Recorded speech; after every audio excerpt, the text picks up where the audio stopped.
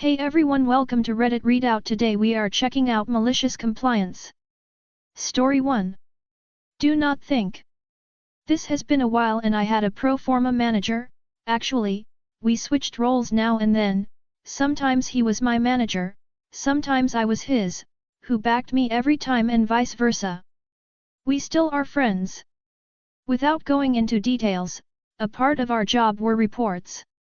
Now, the marketing used to come up with "we need this and that," and my job used to be to translate this request into something useful and something the upper management could read. More often than not those requests lacked a understanding of the overall market, but that's why I was involved. And I often just translated it, just informing what I have done. As in the market, sometimes the figures are, well, not as good as expected. Who to blame? The market? The planning? No, the reports are tinkered, that's why this looks so bad. So one day to that time, boss came up to me and said, "Do not think." To which I tried my most unintelligent "hey." We had actually a good laugh and he explained to me that they expected me from now on to exactly write the reports as requested.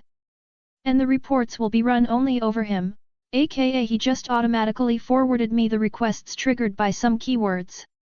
But every conversation about we've had ended with "and remember, do not think." I really hated this time, but I did exactly as I was told. It hurt to see the nonsense, the not matching comparison. But, I shall not think. The figures looked better, but were so ridiculous that after a couple of months our general manager came to us and asked what is going on after marketing couldn't explain the reports, again. Me not wanting to hurt the company did actually double work, one report for the marketing and one to be stored for later, and my boss, as I was fully aware of this situation. We could explain. We even had comparisons ready and something for him to report to his regional manager. Of course this had an impact. Suddenly, the position head of marketing was vacant. One HR who threatened us with repercussions left the company shortly after. I think 3 other folks got demoted, and left after a couple of months. And the GM greeted us with "you are free to think again for a week or 2. Story 2. The title must fit the job. Okay, to start this I want to say I won't give out real names nor the name of the company, as I have been treated very well and kept care of both in a wage sense and the ability to take care of my mental well-being. So I started here at the company I'm at about 2 years or a little less. I was just a lackey pulling decent hours doing manual labor and helping keep the pace on our receiving end with the boys over there, and got quite close and friendly with that bunch of guys. We drove forklifts, lift heavy things into storage bins and crates. Pretty easy but also tasking labor. About 3 months in, I'm dragged into a meeting with my boss, his boss, and his boss. They ask if I'd like to learn more and get the opportunity to grow inside the company. I know that corporate jargon for growth and more money, so obviously I said yes. Within the next 2 months I was trained on every lift and operable machine we use. Another month after that and I was asked to take a promotion to the next pay grade and given a massive raise on top of it. Now another month passes and I'm finally taken from the department that I started with the company and moved to a easier but faster moving one. Again I do my absolute best to be there and put in hella hours to show my gratefulness for the opportunity.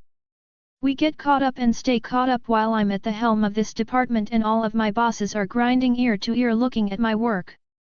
I feel like I'm doing well, and they eventually within weeks ask me to take another promotion and pay grade bump for a different, more demanding title. Now we are where I am currently in the job I have now. At first getting a hang of the timing and pace was very difficult. I was behind constantly and never able to clear my work completely out. Eventually a couple months in I find the rhythm and am able to clean all the work out and help other departments after I finish. Everyone is happy for like 4 months and things are only getting easier and easier for me. So being caught up to present day, everyone that has come before me for this job has left or been let go. Nobody in my building, let alone department, knows anything about my job. I have asked over and over to train someone so when I take a vacation they can help, but it all falls on deaf ears. My head boss left for another facility and probably better pay. and was replaced by someone new to the industry and completely unaware of the situation of things and how much or little work is needed where and when. Last week Thursday I had 40 plus hours in and was done with everything my department could do. New boss says everyone is mandatory for the coming Friday.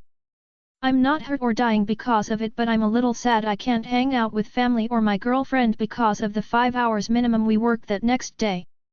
I show up, knowing my duties are already complete. I start working on the receiving center immediately to help them get caught up more. In about 2 to 3 hours in I get called into the boss's office alone. He sits me down and tells me how much he loves my work and appreciates my time I spend to make sure we stay ahead. But now he starts in with, I would like to see you in your own department on Fridays rather than with your friends at receiving. I try to tell him that I'm done with everything I can possibly do for the week and that I am just lending a helpful hand, but he is hearing none of it and immediately shuts me down. He tells me something I have heard over and over on this sub, and I quote, I don't want you doing work outside of your designated title. Your friends have their job and you have yours. Before leaving I asked for that in writing or an email, knowing that leads and other employees were going to harp on me for sitting around all day and getting paid with my feet up. He obliged and I was sent back to my desk. Friday came around and I sat at my desk and texted my family and girlfriend the entire shift. Nothing to do but catch up with people. Little needs to be said, but they fell well behind at receiving in the last few days. We went from waiting for the next semi to being behind and having 6 trucks waiting on us to find space. And now I refused to move my feet if I was done. My job title was firm in its description and my boss wanted me to stay at my department with no exceptions. Now the following Tuesday I have every lead and manager begging me to ignore the new hotshot and continue to help, as they are missing 2 guys, one quit and one went to help his wife with their new baby, leaving a sole guy up there at receiving by himself. I again just forward the email he sent me, being as he is everyone's boss, and continue to do my title's duties and nothing but my title's duties. I should also state that I'm transferring departments soon anyways, so I no longer care to help the current state of affairs they have found themselves in. Better boss, better time management and better overall situation. But I will for the next 2 weeks only do my title's job and that alone. Sorry for the wall of text. But I had to share because I'm giddy that it actually happened to me. Story 3. Can't park in my driveway. Okay, I'll block parking in front of your house. Many years ago we lived in a rental house in a cul-de-sac. One of the neighbors refused to interact with us because we were only renters while she owned her house. Whenever anyone parked in front of her house she would demand they move their car because that was her parking spots. Well, one weekend we were having a birthday party for our kid.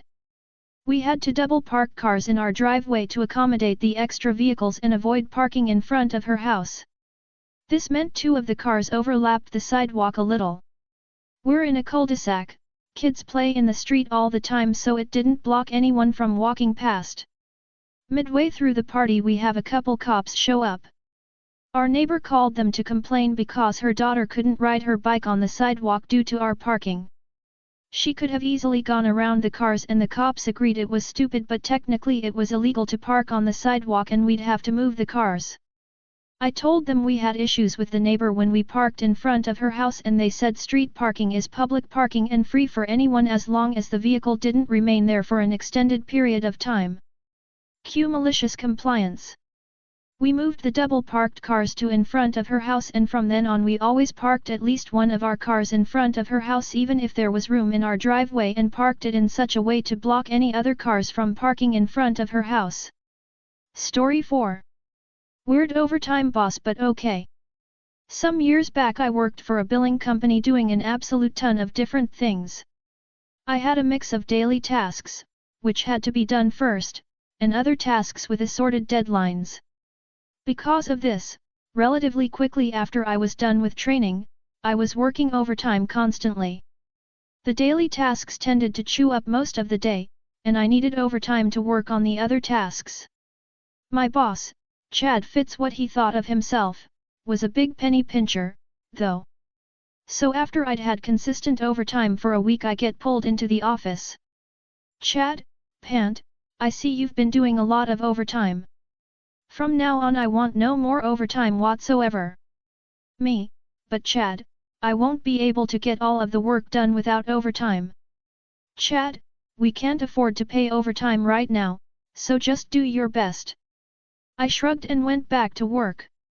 Chad had a bad habit of undervaluing the work of others, so I figured his tune would change fairly quickly. A little over 1 week later and I'm back in the office. At the time I had assumed malicious compliance complete, but things got strange.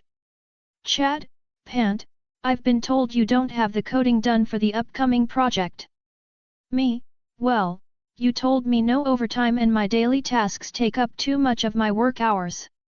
I don't have enough time to do those projects. Chad, well, you need to get these things done. So work whatever hours you need to, but make sure that at the end of the week you're still only working 40 hours.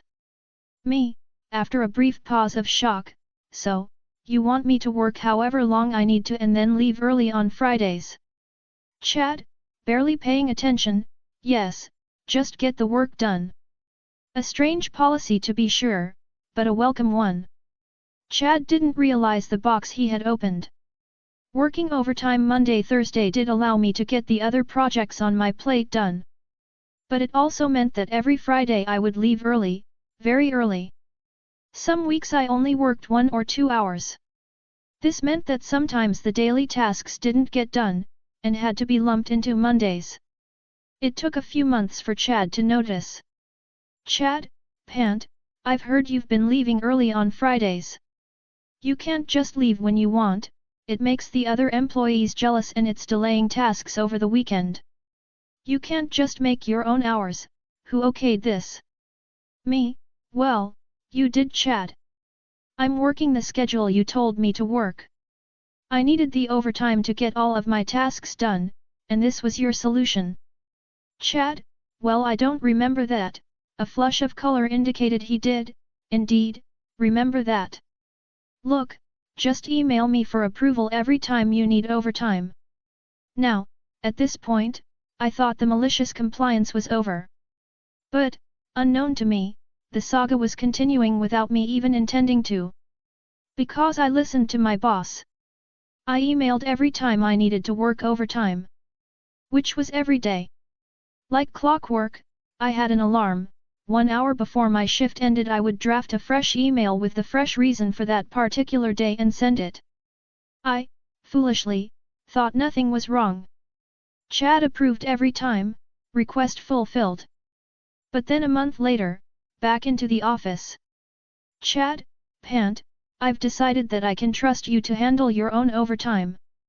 So you don't need to email me for approval anymore. Me, oh, well thanks.